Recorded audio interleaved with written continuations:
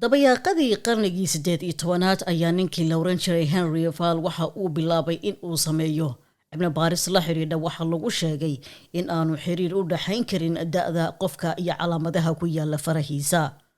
mawduucan oo muuqday barigaasi mid ahmiyadiisa leh ayaa sanadku markuu ahaa 1829 waxaa dhankiisa dardargelin ku sameeyay caalamkii reer Ingiriis ee Francis Galton ka oo ku takhasusay cilmiga barashada dadyowga iyo dhaqamadooda.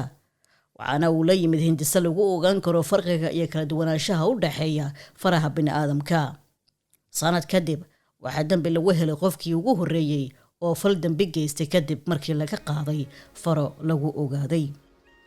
waana mawduucan toddobaadkan si kooban ugu eegayno barnaamijkeena ogaalka dunida.